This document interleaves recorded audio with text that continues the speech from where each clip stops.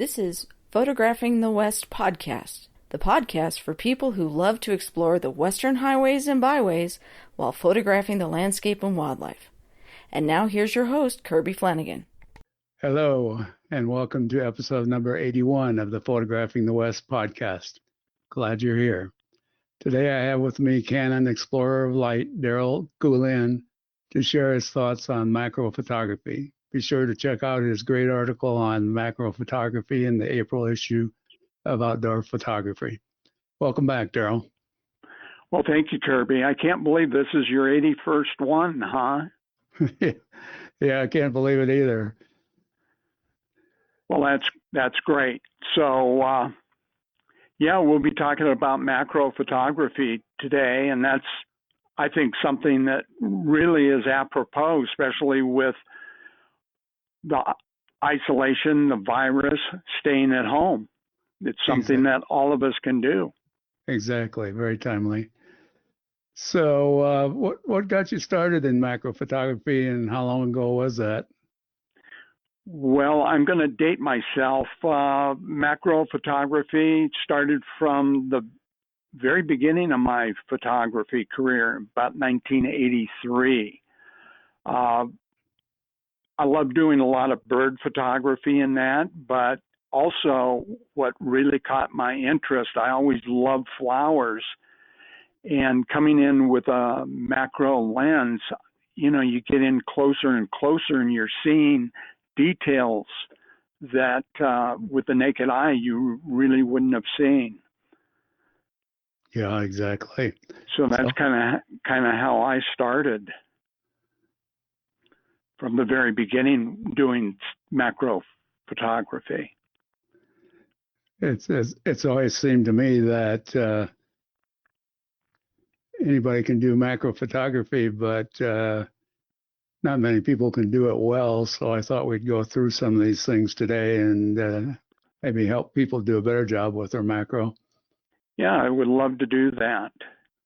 So I know you've got some questions and. Okay, so macro photography is easier with some specialized equipment, of course. What equipment do you recommend for someone just getting into macro photography? Well, here's the thing. Let's start out and do it where almost everybody can do it and make it really simple. And for me, that is using extension tubes. Extension tubes are simply hollow tubes that you put on between the lens and the camera, which allows you to then come in closer with whatever lens you're using to the subject. Of course, the closer you come to the subject, the more magnification you have. So that is what I would definitely start with, and it doesn't cost that much. As versus when you really get more into macro photography, there's a couple things that I highly recommend. One is to get a macro lens. When we look at a macro lens, for me, I'm using two macro lenses. One is the Canon EF 180, and it's a f3.5 lens. That I do about 80% of my macro work with because I have more of a working distance with it.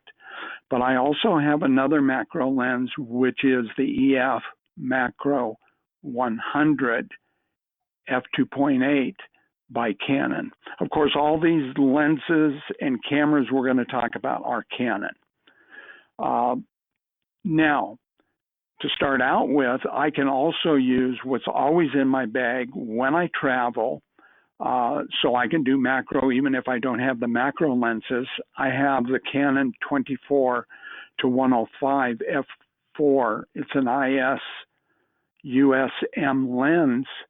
And what I do with that is I use the extension tubes, and that allows me to come in closer. Another ideal lens that I find I am doing more and more macro work with now is the newer version of the Canon 100 to 400 f4.5 to 5.6. And that one is the 2 version. It's really sharp. you can come in quite close with it without the extension tubes, but with the extension tubes, you really have a nice, versatile wildlife lens. You can use it in your landscape and also macro. Do you want me to go on with a few more of the lenses I use for macro photography? Let me just interject. I used extension tubes when I first started doing macro, also many years ago. And one of the things I found with using zoom lenses at that time, which are Nikon lenses, by the way, was that they worked fine at a certain focal length, but didn't work well throughout the focal length range. I don't know if that was the problem with a Nikon lens or if there's some other issue. That might have been some other issue because now I can use them throughout the focal range. But the thing is that with zoom lenses, as soon as you change just even a little bit the zoom, let's say you go from 70 millimeters to 90 millimeters, there's going to be a change in the focus, and then you've got to refocus again. So there's two moves. You're coming in and out with your millimeters distance, and then you have to redo your focus. So that is one of the problems with the zoom lenses. Yeah. Okay. But I also use the extension tubes a lot with my macro lens, the 180 and the 100. And that even then allows me to come closer to them 1-to-1. Cool. Yeah, that's a great idea. So talk about the other lenses that you're alluding to. One of the other lenses that I have had from when Canon first introduced it is the millimeter tilt and shift lens. I like that. It's really a great lens, but instead of always having to just shoot straight down, many times I don't have to get just right parallel with the camera back. I can just tilt that lens just a little bit and everything will come in and be really, really sharp. Another lens that I use, but it's really much more of a specialized lens, Canon has a lens that is a 1x to 5x. And with that, with the 1x to 5x, it's a very, very specialized lens for doing it. It's called the MP-E 65 millimeter. And I use this mainly only when I'm doing like butterfly wing details, things that I want a greater magnification than, let's say, usually 2 times life size, because I can get to 2 times life size fairly easily with the 180 macro with extension tubes. And also I use the extender, the 1.4x extender. So all of these things I'm working with to get closer to the subject to give me greater magnification. So that's kind of the bag of lenses that I use. Okay. When you add the extension tube and the 1.4, what does that do to your light? It cuts down on the light, and that is one of the things that when we get into the lighting, there's things that I do to help with the lighting, be it a light box, flash, natural light. Okay. But it does cut down on the light. Many times I'll use even more than one extension tube. I've used up to 3 extension tubes. Wow. Well, the other thing I was going to ask you about is, macro lenses come in a variety of focal lengths. You mentioned you use the 180. Is that what you would recommend for most people, or not? That is a lens that I like, and the reason I like it is I do a lot of butterflies, insects, etc., and working distance is important to me. Also, what I like about the 180 macro is that it narrows the background that you're viewing, so I control the background more. But if there was one lens, and I was only going to buy one macro lens, it would be the 100 macro. Really? I think the 50 macro, I find, as I gave an example in the article in Outdoor Photographer, some people, we were taking frog photos and they were coming in so close with the 50 that they were actually bumping into the flower and the subject itself. So I used the 100 macro with a frog photo shoot that I did. Okay. Yeah, I've got the Nikon 200 millimeter. I think it's an f4. And that was a real eye opener because I really struggled trying to use extension tubes. And I used the Canon, forget the name of it, but it's a lens that you screw into the front of your lens. Oh, yeah, the close-up macro lens. Yeah. Which you'll notice I don't recommend using. I did notice that. Why is that? One, you're putting more glass in front. And I just have found that I can use an extension tube with a 72 millimeter front filter, an 82 millimeter front filter, a 72 do you see what I'm saying? Mm-hmm. So I don't have to keep switching back and forth. Okay. I like the extension tubes. Okay. Yeah, like I said, when I finally convinced myself that I needed to spend the money to get the 200 macro Nikon, it really made macro photography much easier. So, well, you notice I said I do 80% of all my macro work is with the 180. Right. So if you got the money,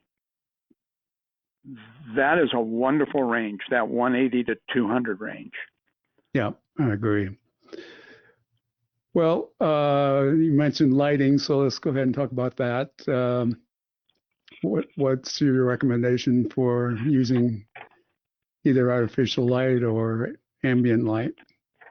Well, let's talk about two things. One, outdoors or indoors. Which do you want to start with? Start with outdoors. That's probably where most people shoot that aren't specialists. For me, a lot of my outdoor photography, macro photography, is done with natural light, and much of it with only natural light. But I live in the Northwest, Pacific Northwest. I've got a lot of overcast days. Not today, it's beautiful and sunny, but on overcast days or in the shade shadows, because I don't like the high contrast that you get on sunny days. So if you see a lot of my flower photography, etc., it's done on cloudy days or in the shadows, and then I have to correct for the blue tones that I get actually with the image itself. If I do use a flash, the flash that I like to use both indoors and outdoors for macro photography is Canon has this macro twin light MT24EX flash. It's got two flash units that are mounted on this ring that actually then you mount to the front of your lens. And I can move it around. It gives me a really good look. With a ring light flash, you get kind of a flat light. This gives a little bit more punch contrast to it. So if I can get away with it, I like to just use natural light, overcast. If it is sunny, then definitely I've got to get the flash involved. Okay. Yeah, Nikon makes a similar set of gear with the twin lights and so forth. So depending on what you're shooting, either one would work well for you, I think. Yes, they would. And for me, when I'm doing indoor photography, the lighting, let's talk about butterflies for a minute. I do a lot of butterfly photography in my kitchen. In the past, I've had USDA permits to raise the tropical butterflies from a chrysalis, and then I photograph them. The USDA does not give those permits out anymore. But when I would do that, I use 3 light sources. One, I have a bank of windows on the right side of my kitchen to the forward in front of the subject. Then I use a softbox, which is color corrected to daylight, and I use fill flash with my twin light macro. So there's 3 light sources, and my goal with the butterfly photography, and much of my photography, is that you don't know that it is a flash that's been taken. One of the bugaboos that you get into when you're shooting macro outside is the wind. And do you have anything special you use to try to control that? Well, some of them, like one thing, it's called a plamp. And it's a clamp that you can clamp onto the, let's say, like a stem of a flower or something to hold it a little bit more still. Of course, I'm always looking for the DAC days, and that's DAC. And I hope I can say this: dead ass calm. So if it's really windy out there, Kirby, I'm just not doing it. Or what I'm doing is I'm doing almost full flash, where then I can stop the action with the flash itself. Yeah, that makes sense. Do you ever use any of those little box gizmos to put around the flower or whatever you're shooting? Yes, I do. I kind of, many times what I've done in the past, I've built my own with diffuser. So I can diffuse it. I use umbrellas to block. Also, what I've done is my wife will come out. What we'll do is take a tarp, or we'll take a blanket, or we'll take whatever, and actually she will hold the blanket or tarp or whatever to block the wind. But that's one is really, really tough. I want the subject in that, but you can't do that with butterflies. You can do that with flowers or things that are steady. Let's say another thing, if it's really windy, I love doing tree bark. How's that for an answer? Okay. Yeah, that doesn't move much. Correct. All right. Beyond the equipment, what makes a good macro shot, in your opinion? Well, to make a great macro shot, I think you got to have a great subject. If you don't have that, it's not going to work. Also, another thing that I think is the most important thing along with that is background. You've got to really watch your background. It's just like if you're doing a wildlife photo and you've got a bird in a tree and it's all messy behind, or you've got a simple, nice background. The background that is simple is going to work so much better. So really pay attention to the background. Of course, the lighting, sharpness. We mentioned the subject as the point of interest. So those in combination make or break a really good photograph, a great macro image. Sure. Okay. So you talked about subjects. What subjects make for good micro or macro photography, in your opinion? Well, you know what's really great with macro photography? Almost anything has potential to be a really good, great macro subject. Like out in the garden, of course, flowers, trees, designs in the bark, butterflies, insects, all of these things are great subjects. I'm always looking for myself, some of the things I love to do, like more, not outdoors, but in a studio setting, are like the butterflies. I do a lot of slabs of rock, agate, jaspers, feathers. I have huge collections of feathers that I can photograph at home. Believe it or not, I do beetles. So those are some of the subjects that really I'm attracted to. Things like beetles, are you capturing outdoors or are you growing those as well? No, give everybody just kind of a heads up on things. Let's say like with beetles.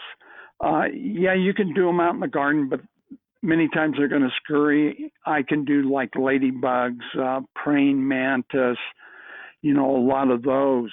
But some of the really beautiful exotic beetles, what you do is you can go like onto eBay and you can put in a search for beetles.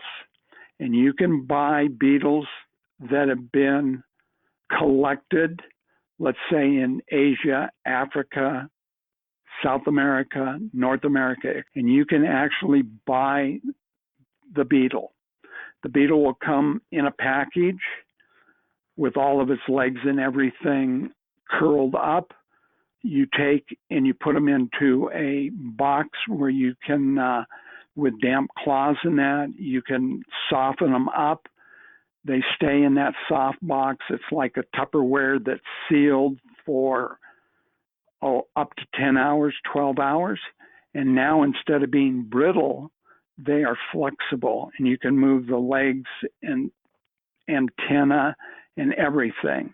And then you let them dry and then you have your beetles. I have huge beetle collections and they don't run away. My wife wouldn't allow those in the house anyway. I'm sure. So there's no problem with importing those since they're dead, I guess?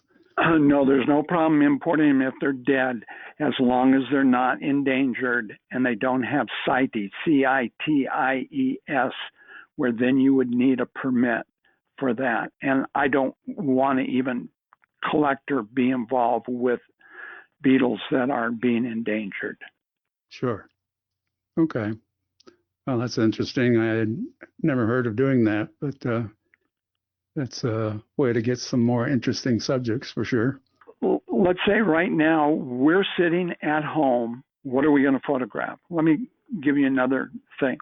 What you can do with butterflies, you can also, and I'm going to give it, it's called Thorns Insect Shop, THORNES, out of Toronto. And I don't get a commission for this. You can buy through them beetles, butterflies. These are all dead subjects. They've been collected by collectors around. You can bring, let's say, a butterfly in. Then what you can do your macro work with that butterfly wings. Using the same technique as you did for the beetles to... Yeah, what you can do, you can actually take the butterfly and the wings are closed, folded up. What you can do is you can just lay that on a flat whatever, let's say a mat board or whatever, and you can photograph the details of that wing right there. You don't even have to open them up or soften them up, or what you would have to do is do a YouTube search on butterfly, what they're called as paper butterflies. What you do is you do a search. You can see these pinning boards where you can open up the wings and that. So I think a lot of people have seen displays of butterflies that are on display under glass. That's in essence what I'm talking about, that type of butterfly. If you don't mind, let's go back to the beetles for a moment, because I think it'll bring up another subject that I think is very interesting. Some of the beetles, they have what are called longhorn beetles. Let's say the beetle is 3 inches long and the longhorn, the horns, antenna are also 3 inches and they are coming forward. How do you get everything in focus from the front to the back of that beetle. And what I'm doing is focus stacking. Now, if somebody really wants to learn about focus stacking, I think George Lepp is one of the best out there who really goes into depth with this. My focus stacking is usually at the most 15 to 25 images taken from front to back and then put together in either like helicone focus, HELICON focus, or Zerene, ZERENE. So if somebody wants to look at my beetles, they can go to my website, www.gulinphoto.com. They can go to the beetle section. They can go to the butterfly wing section. They can go to the feathers. They can go to the rocks. They can see a lot of what I'm doing macro-wise. In the house, you can do the same. You can go to eBay and you can order slabs of rocks like agates. I love Laguna agates. These are banded agates. So I'll stop talking for a minute. I'm sure you have some questions there, Kirby. Okay, yeah, you've thrown a lot of things out there. Let's move on a bit and talk about composition. I notice looking at your photos, one of the things that stands out to me is not only are they interesting subjects, but the composition, particularly with flowers, is excellent. So why don't you talk a bit about how you approach composition in macro photography? What I do with the composition in macro photography, believe it or not, is almost like what I will do with landscape. I'm not always doing the rules of third. I like to push it even further out the bounds. A lot of it, believe it or not, is just a feel of what looks the best. This morning, while I was waiting to get on with you, there's a great macro photographer. Have you heard of Mike Moats, Moats? Sure. Yeah, Mike just showed today the underside from the stem of a daffodil going out towards the flower, and it just a beautiful composition of it. So if anybody wants to see that, they can go to Mike Moats and take a look at like his Facebook. One of the things that I've always loved to do with my macro photography is just patterns, designs. If you note, like with my feathers, I will just love to lay feathers in a design that looks really appealing. So you have to develop an eye for it, in other words, I guess. Exactly. And that's where one of the things I always recommend, you don't need to specifically emulate somebody, but what you can do by looking at, let's say, Mike Moats, George Lepp, Rick Salmon, Adam Jones is a brilliant macro photographer. Look at my work and just start seeing what you like, what you don't like, what you would like to take and maybe create it or go even beyond that. Excellent advice. Yes. It's always nice to learn from the masters. No, it is. And as I say, you don't have to copy it per se, but do that. Another thing that's really great, like when we're at home right now, all of us, is if you're growing any flowers out in the garden, it's a great opportunity to do macro work with those.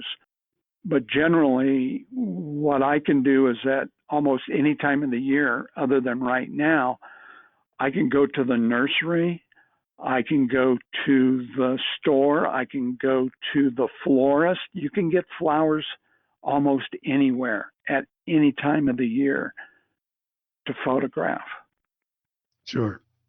Well, the other important component of macro photography, in my opinion anyway, is how to use color in macro photography as part of your composition and to increase the interest level and the area that you want people to focus on. So talk about that a bit.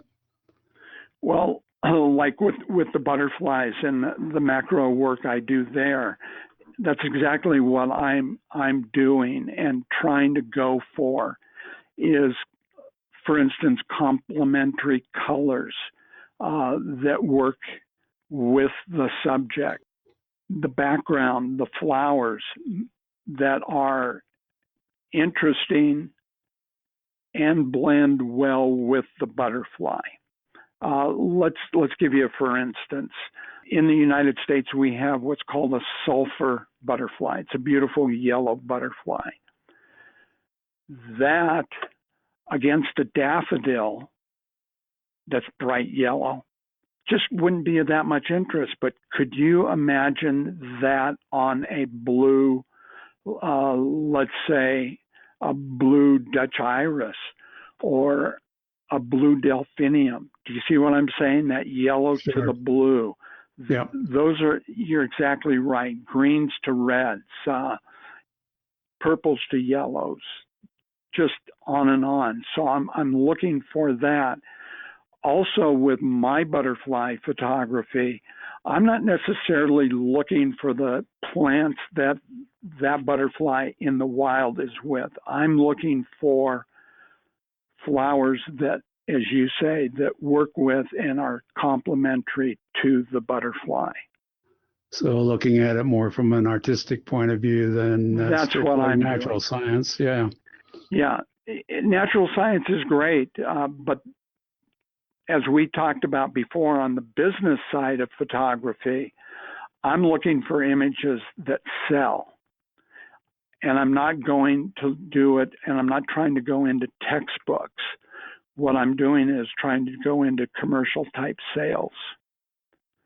So one of my blue morpho butterflies with complementary, the blue morpho is the number one selling butterfly for me of all the butterflies that I take photos of. And one of those is done, it's been about 4 years ago, did 2 sales of $27,500. Wow. And that was a macro photo with some of the blue morphos that I actually brought in and raised myself a number of years ago. Yeah, those are beautiful butterflies for sure. They are.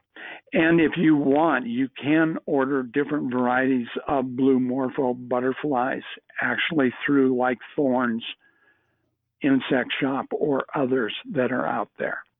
No, they're not alive. They are beautiful still. Right. Especially with their wings extended. Oh, yeah. Well, the wings even closed are interesting, but now again, that is not going for as much the color, but you're going to have the eye spots and designs, but not Right. the color punch of that beautiful blue. Correct. A little more about butterflies, since that's a favorite subject of yours. Where else can people find butterflies in addition to in nature and by mail? Well, one of the things what I do is, and I've just recently posted a couple images from our garden on Facebook and Instagram. My garden is 32 years in the making, and we plant flowers that specifically attract butterflies. So then outside, you can photograph the butterflies. Or what I have done, believe it or not, I have had butterfly nets. I go out, and it looks funny. My granddaughter loves doing this too.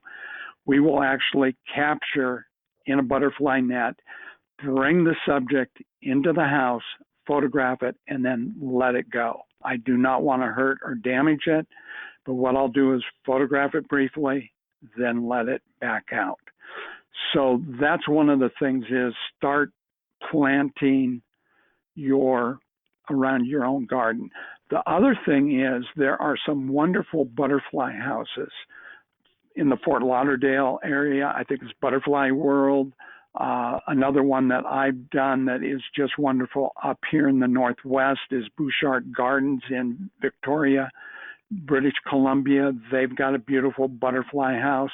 So do some searches on where butterfly houses are around the U.S.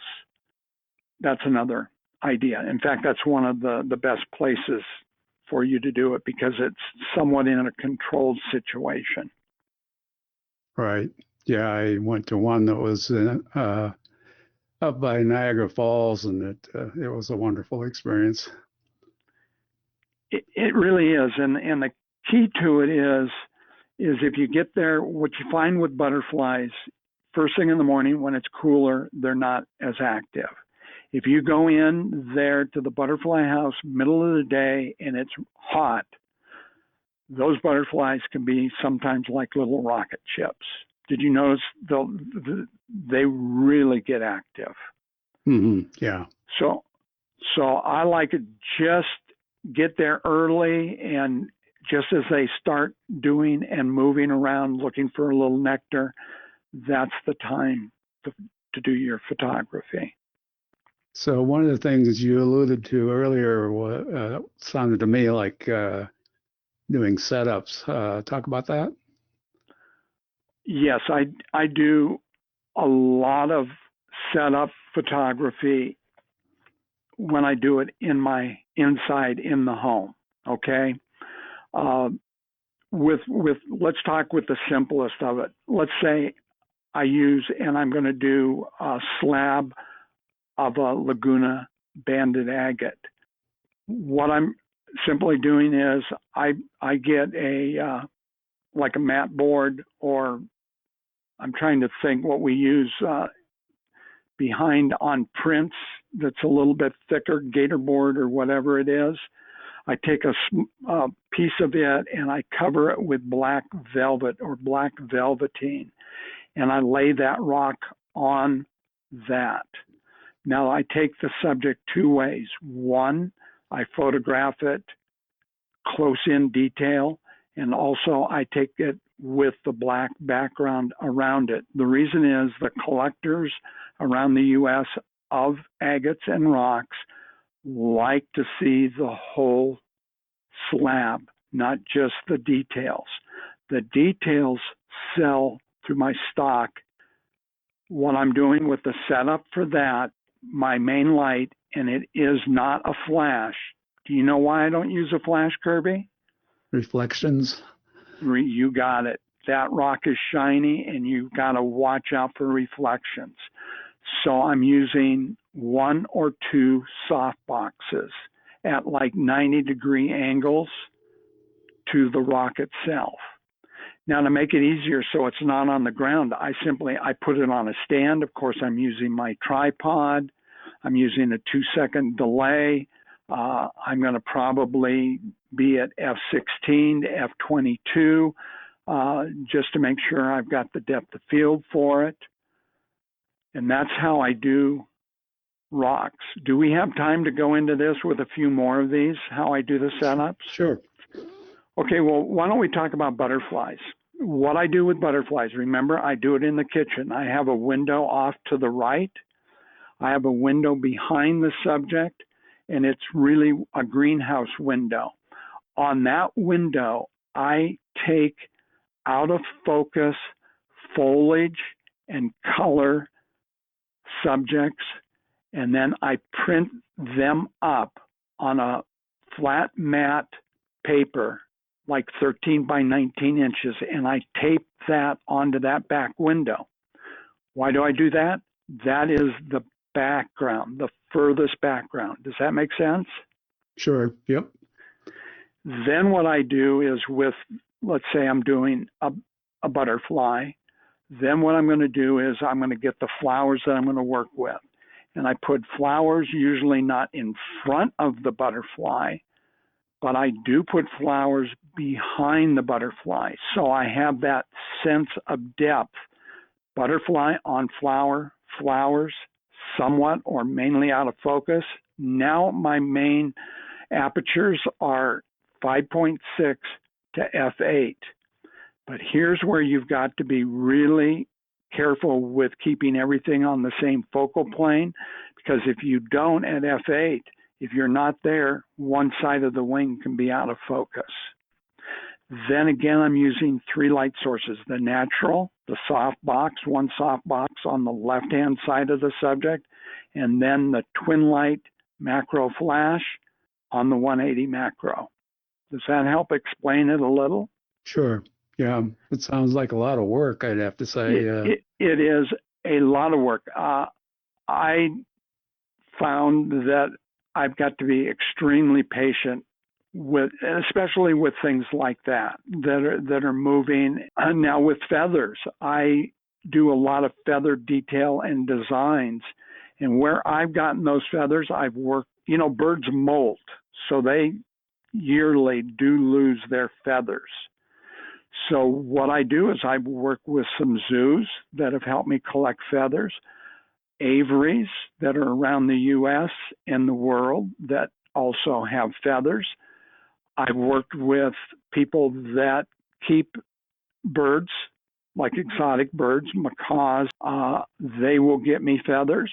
Also, you can go on eBay and get feathers. So first off, you've got to get the subjects. And let's say then what I've done is I've gotten an Amazon green parrot, and I love their wings. They've got some, when their wings are expanded, they've got some blue, reds, yellows in their wings. And you can actually buy those wing feathers.